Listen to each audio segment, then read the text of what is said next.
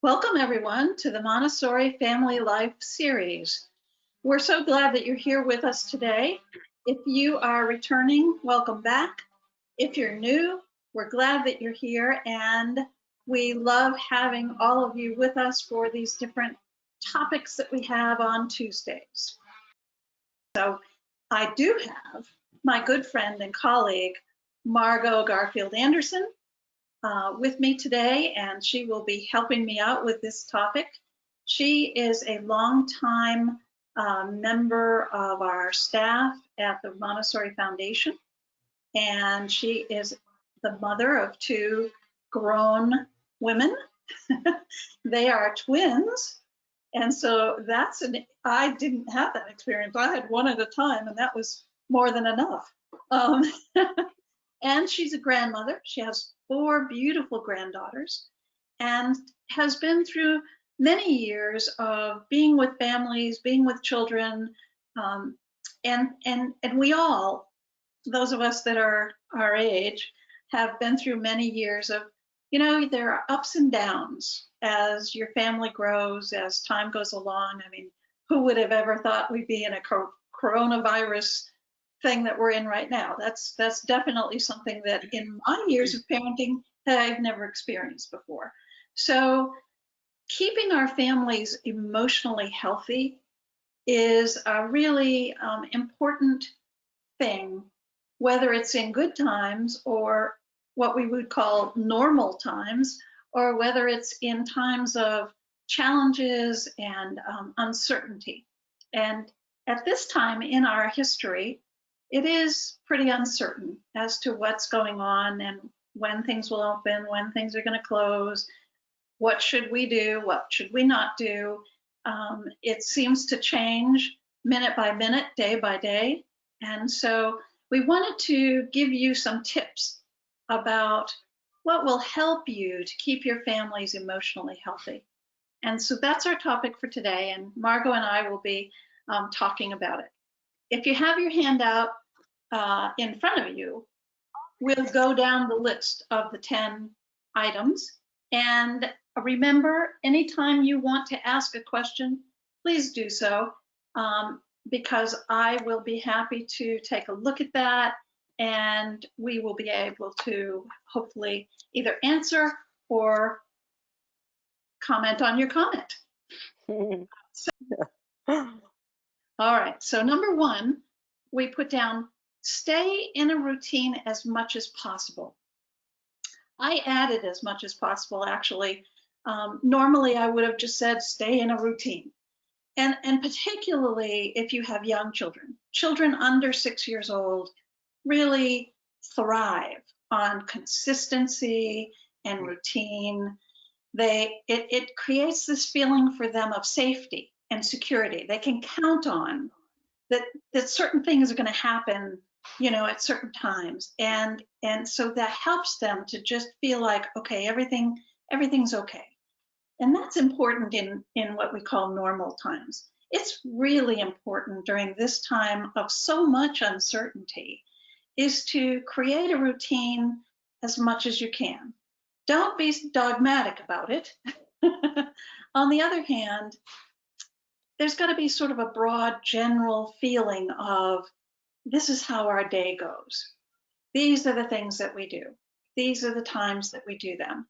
And I'm not saying that that's not important for elementary children and adolescents, because it absolutely is. They need order and routine as well. They thrive on it as well. But they have, hopefully, because they're a little bit older, they've been in your family for a while, they have maybe a stronger sense of security than the little bitty ones. So if you're more flexible with your routine with them, they can handle those changes better. They can transition, they can adjust, whereas little ones don't adjust quite as easily and as well, and it really does upset their day. So Margot, is there anything you want to add to that particular one? Yes, I wanted to say, because this is an observation I've had with my grandchildren who are not in school because of the pandemic, and I saw sort of like a progression as the weeks started to unfold of being somewhat lax about getting dressed all day Hmm. long, being in your pajamas, not brushing your hair, the things that children would. Sounds like me. I'm sorry. We and Lauren and I were talking about sort of the same thing before the meeting started. I think it's really important that, children, you should like encourage them because they're going to have to get back into the routine of doing it when it's time.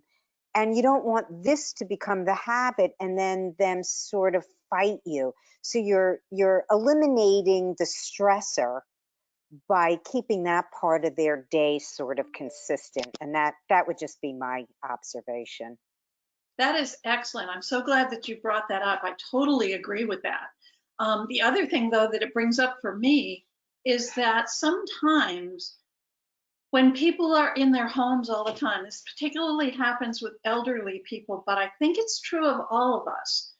If we don't have a reason for getting up and getting going and getting dressed and putting on our makeup or whatever it happens to be, it can be depressing, Hmm.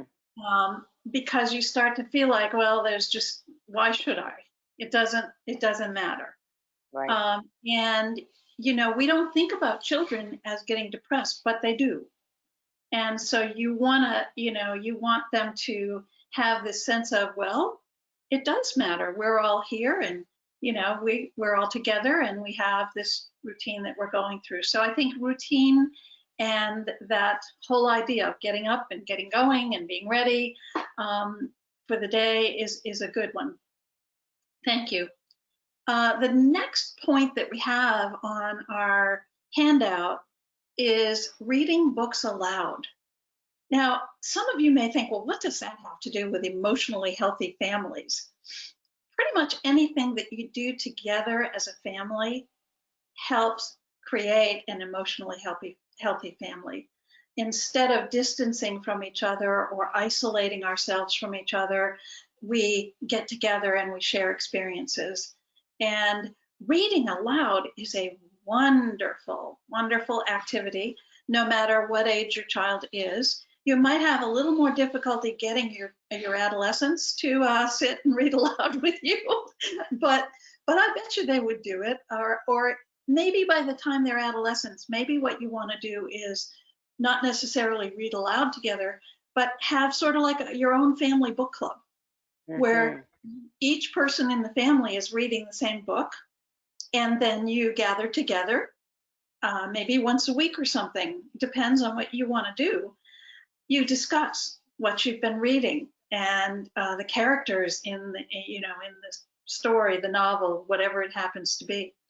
But with younger children, elementary and younger, you might want to do a read aloud thing. And at first, when it's your little ones, of course, you're going to be the one reading aloud. Later in elementary school, when they start being able to read aloud, then you can take turns.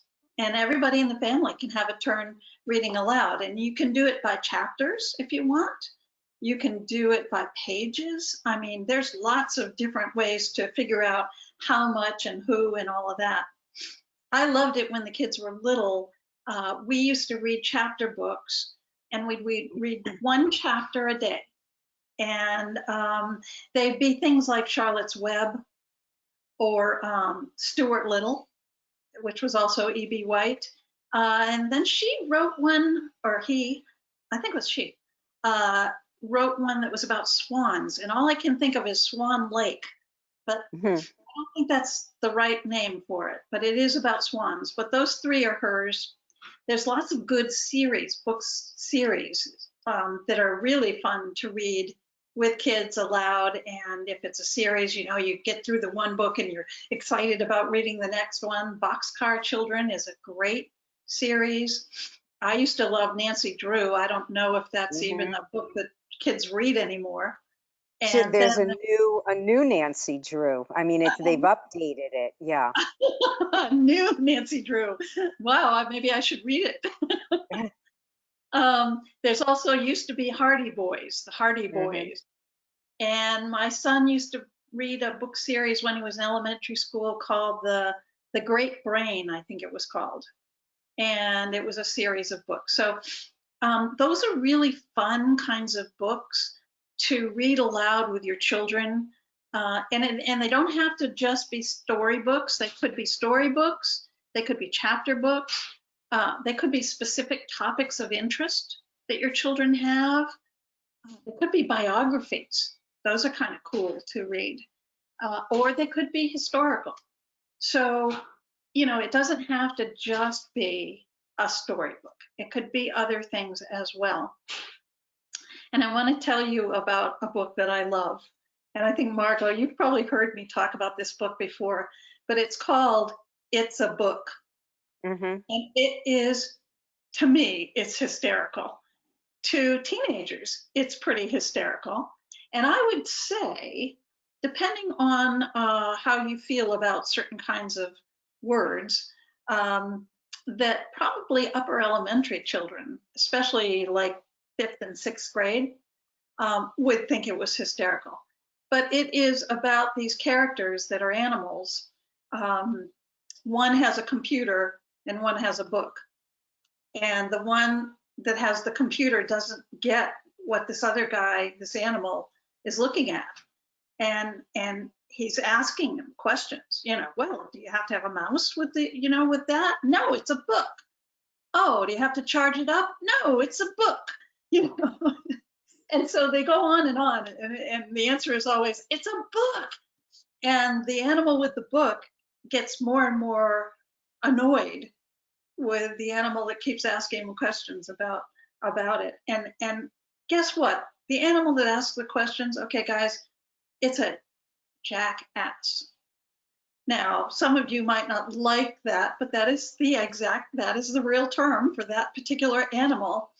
And the end of the book, and they never say that during the whole book until the very end. And he says, it's a book, jackass. And for me, because I'm very dramatic, as you can tell, I just love it. It's just funny. Anyways, sorry, I got carried away with myself there, but I think you're gonna like it. Even if you get the book for yourself, you're gonna like it. It's called It's a Book. And it really just points out to children that, we use computers so much that we forget that we actually do have real paper books that we can read, and that children might not even know what that is if we're not careful. So, Margot, anything you want to add to read books out loud? Well, the only thing I would add is that when you're reading with your children or they're reading to you, try not to be making your shopping list in your head or figuring out what you've got to do next. Be present. Give Yeah. your children that time. Invest in that emotional time together. I think you'll see it pays off. Oh, and that's for sure. And that's really part of that being emotionally healthy. It's not emotionally healthy if you're distracted. Right. If you're not, it's not for you and not for your children, actually, Mhm. for either Because one. they'll sense it. They'll Yeah, sense it right away that you're not present. yeah. And one other thing before we leave this particular one is, I love reading books out loud because you don't have to, if it's a storybook, you don't have to show the picture until after you've read the words. And that was always a rule for me and my kids, is I can't read the book if I'm holding it so you can see the Mhm. pictures. I need to read the words. So I'll read the words first, and then I'll show you the pictures. But what that does for the child is they have to really listen to those words and in their own minds create a picture of what those words are saying. And once you get to chapter books, of course, there aren't pictures in them. And so when you're reading out loud to children, they're having to sort of imagine what the characters look like, who they are, what's going on, where are they? Are they in the kitchen? Are they in the woods? I mean, you have to imagine what those places look like and so forth. And so it's a really, really good exercise besides being a wonderful therapy, if you will, for your family. So that was that one. Let's see. And I don't see any comments or questions yet, but please do feel free to write in if you'd like to. This one's for Margot, because Margot is a very active person, much more active than me. And this one says, get some exercise. So Margot, what would you tell our folks about getting exercise? Well, to me, exercise becomes an emotional thing because if I don't exercise, my body cramps up. I don't feel I can focus. I feel like somehow I'm letting my body down. So I think it's that mind-body connection for me. It's like if I don't keep moving, I'm going to stop. So I try, and the other thing is, one of the great things about exercising is getting that oxygen into your lungs and using your lungs, especially with COVID. You want to make sure that your lungs are staying as healthy as possible.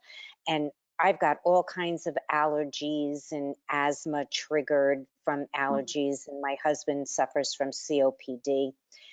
Between 6:30 and 7 o'clock in the morning, most mornings when we're not playing tennis, we are out for a 3-mile walk. And we do all kinds of breathing exercises to get our lungs warmed up in the morning before we even go on the walk.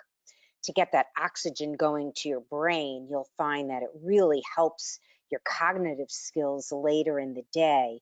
But as far as working with your children, what I do with my grandchildren very often is we'll go on treasure hunts or nature walks on trails or through the neighborhood and just get our bodies, or I'll chase after them as they're riding their bicycles and they want me to see how well they're learning to ride their bicycles, or we'll go to an empty soccer field and we'll run up and down the soccer field. When I get tired after about 50 feet, I'll let them run till they tire out. But we even do a lot of yoga together in the mornings, or if I find that they're getting that false fatigue that we talk about in Montessori, where they're like tired of doing something, but they just need a quick boost to get them back to it. Let's strike a yoga pose. Let's do 10 really deep breaths.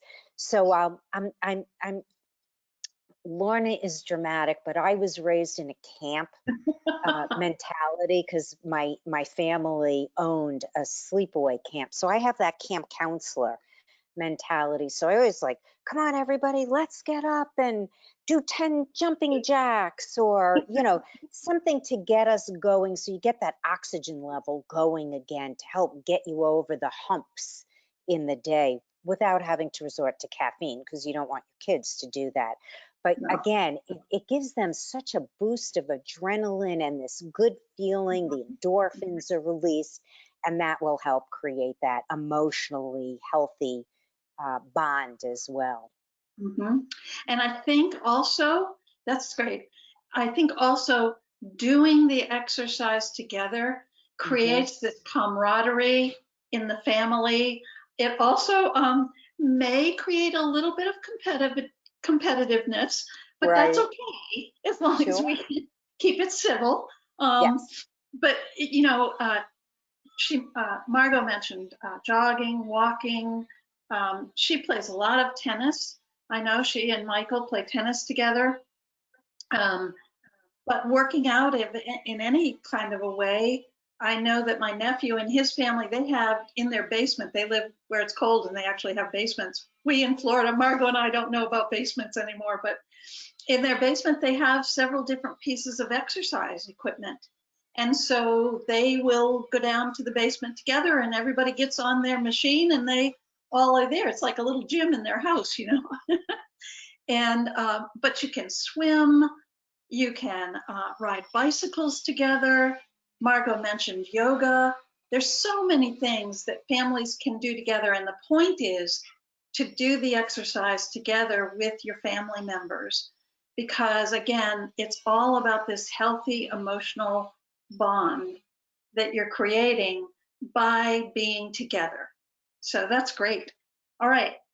I guess we're going to have to hustle along because Margot and we just love to talk. And so it's like, okay, well, but we're getting there. 4 is have weekly family meetings. And if you've been watching me for a while, you've heard about family meetings because it is one of the most important aspects of families to help with problem solving, with connecting, with knowing what everybody's got in store for them for the week, and also with having fun activities to do at the end of the meeting together. But it's just such an important part of that connecting thing. And this gets more and more important.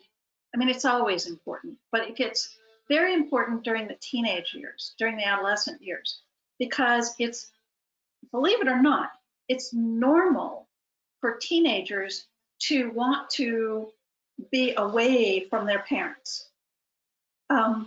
Because they're in a stage of their lives where they're trying to figure out who they are. It's sort of like being a toddler or a baby. It's like, I want to figure out who I am without you, that I'm not a part of you. I know, you're my mom, you're my dad, but they really are much more interested in their peers and in being with their peers and socializing with their peers. But you know what? As much as they may act as if they don't want to be with you, they want you to stay involved. Not too much, but they want you to stay involved. And they want you to continue to set limits for them appropriate for their age. Now, remember, they're older. They've had more experience. They should be able to make some decisions on their own. So we don't want to treat them as if they're little kids. On the other hand, they do need to know what's okay and what's not okay still. And then they need to know there's consequences sometimes when they make wrong decisions. But they really do want you to be involved because that shows that you love them and that you care. And they may not act like it. They may act like they just want you to go away. But if you've been doing your family meetings all along, and I hope you have, they will be used to that. And it'll be, again, part of the routine of the family. If you haven't, it's a great thing to start, and it will really open up the doors of communication if you're not trying to control them. If you're treating them as if they are capable, that they have thoughts of their own that are valuable, that they have ideas of their own that could actually work. That's what they need from those family meetings when they're teenagers. So, Margaret, you want to add anything to family meetings? No, I think Okay. we've covered that a lot over the last couple of months for sure. Number 5 is everybody helps with caring for your home. Some of the things I thought about are things like, I think we didn't actually have a job chart when my kids were young, but as I think back on my own childhood, my mother used to write our names on the calendar. And it was all about bath time for some reason. We only had one bathroom, of course, this was a long time ago, but it was in the house, by the way, it wasn't an outhouse. Right. And there were 3 of us. And when we were teenagers, my cousin came to live with us when we were teenagers. And so with 3 teenagers, the bath time thing was a big deal. And so my mother always had the calendar, who could go first. And we had to switch weeks. But with family chores, kids need to know that they are part of a community within a home. And the home has to be taken care of. And there are certain things that need to be done in order for that to happen. And that we all need to take part in that. And so if you wanted to, you could do a job chart. I would say the biggest thing with kids is often what adults want the children to do are the jobs that they don't want to do, like take out the garbage. A lot of adults, me included, I don't particularly love taking out the garbage. I mean, it's got to be done, and so we do it. But that's the kind of thing that you would pawn off onto your child. Oh, you need to take out the garbage. So what I would suggest, so that you don't get in a lot of power struggles and big issues about um, chores, is first of all, if you're having family meetings, talk about it, figure out what the chores are, make a list. People get to pick which ones they want to take care of, and then you rotate them so that everybody, gets turned, so that there's not one person in the family that always has to take out the garbage or always has to load the dishwasher or, whatever it happened to be. And so I think that's an important part about that. Margot, you want to add? Yeah, I would just also suggest that don't attach any punitive kind of I don't know what the word that I'm looking for, but I know I've heard this in my own family occasionally. Like, if you don't pick up your toys, I'm going to throw them all away. Mm-hmm. And that like immediately puts up this defensive barrier and turns the child off. So I think, to keep everybody emotionally happy, um, I know what I do sometimes with my grandchildren is I'll say, would you please show me how you clean up, this project before we go on to the next one, so that I'm not passing a judgment on them. I'm not attaching this punishment aspect to it. Um, or I understand mommy told me that your job is you always put the dishes in the sink. I would love to see you do that. Would you show me how you do that?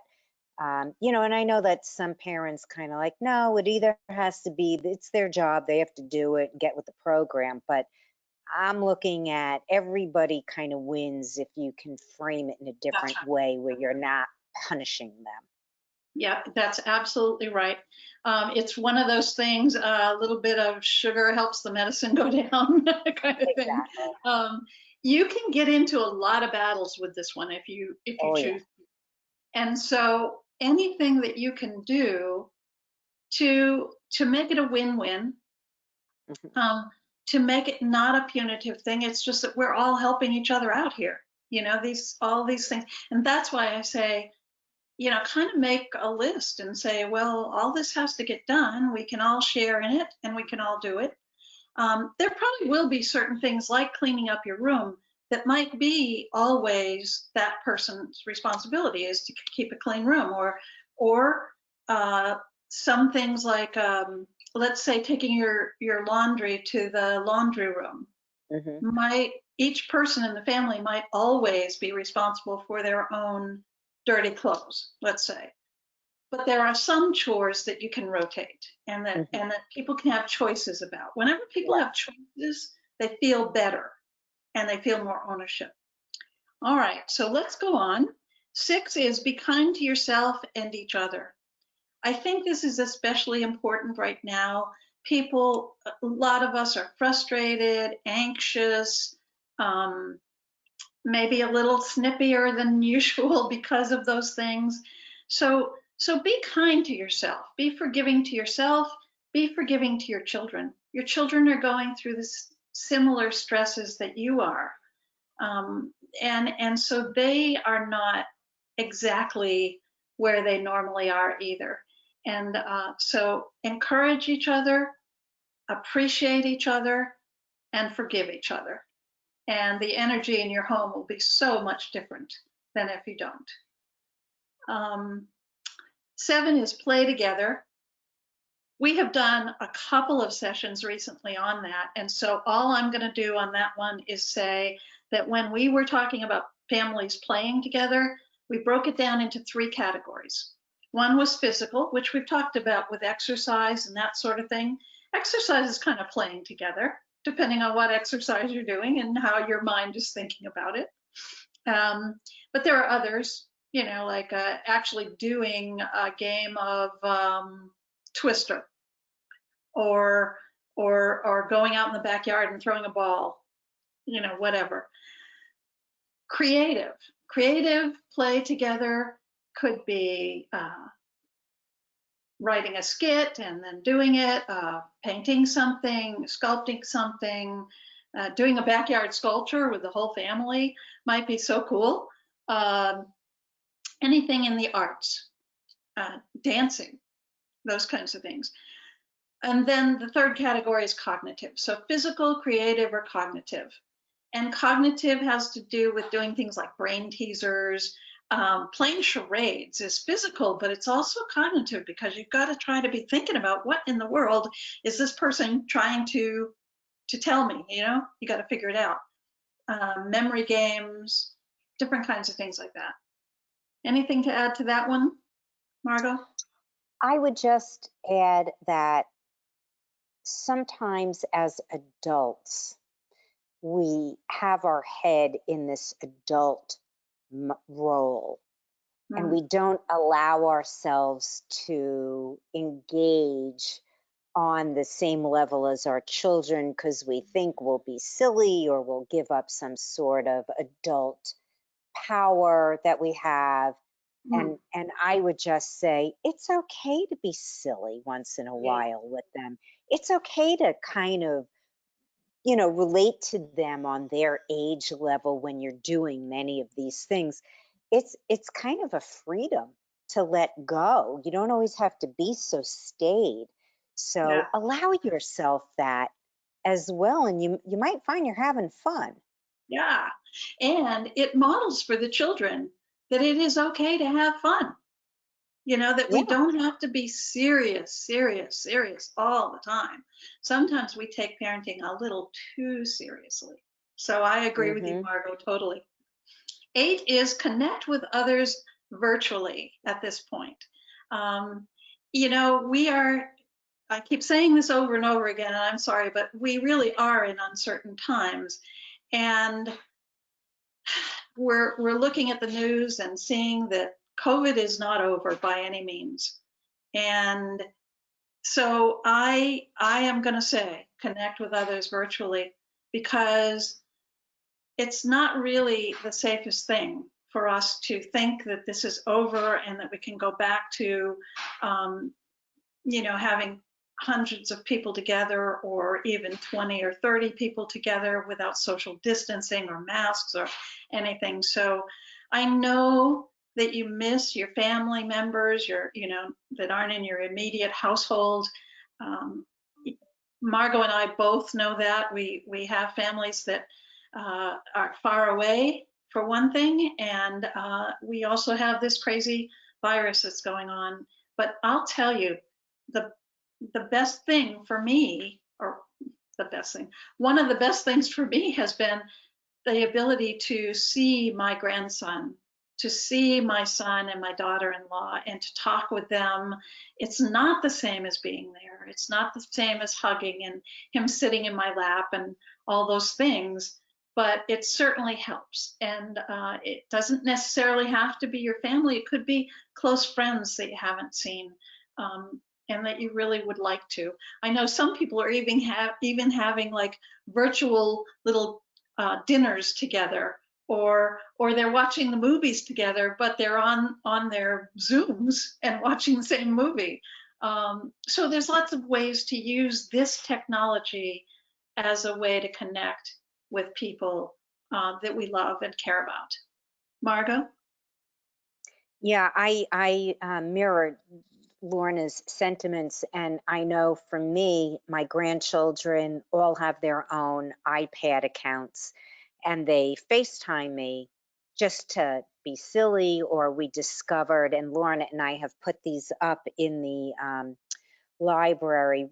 We've figured out how to make these like slideshows of these times when we're on virtually together. And I'll tell you, I wouldn't trade that slideshow that I have of my 4 granddaughters over the months that we were doing activities together virtually. Having that as a memory of them takes away from the fact that it was, oh, we did it because it was COVID. It was like, no, this was really good time together with them. And we have this memory of it. And I love that we have that. Mm. Perfect, perfect. So that's another thing I didn't even think of. But doing slideshows or videos, lots of people use their cameras and do the video thing and then send it to their family. So please do that. Number 9 says do activities together. We've really talked about this one, but I'm going to name a couple of others that maybe we haven't said. Worship together. Whatever your faith is, if you are practicing a faith, many faith communities are online now because they can't get together in their synagogues or their sanctuaries or wherever they gather, mosques. They can't do that now. So luckily for us, again, this whole technology has helped us with that. Margot mentioned nature walks and scavenger hunts, movie nights with popcorn and lemonade. Just do things together so that you are spending some time together and everybody's not off in their own part of the house by themselves. 10, observe and listen to each other. It's back to what Margot said. Pay attention to each other. Look at what's going on and listen to what people are saying, because some of your family may not be feeling so great. And the way that you may have to figure that out is through really paying attention to what they're saying, paying attention to how they look, how they're presenting themselves, paying attention to their sleep habits, what they're eating. Their eating habits may have changed. That's going to really help. And if you can be empathetic, if you notice that your child's not acting and behaving or talking about things in the way they usually do, then be empathetic with that and say, gee, it seems like you're a little upset today, or, this is really upsetting times. Is there anything that's bothering you that, you want to talk to me about? You don't want to interrogate them, but Right. you want to be empathetic. You want to say, I know, because I'm feeling a little, funny myself. You don't want to put your burdens on your children. On the other hand, you do want to be in touch enough that they get it, that you're experiencing some of these things too, and that it's okay, that we can just be supportive of each other in this time. Margot, anything else you want to add to that one? Again, a lot of it has to do with how you phrase things to children. Yes. Actually, to each other also.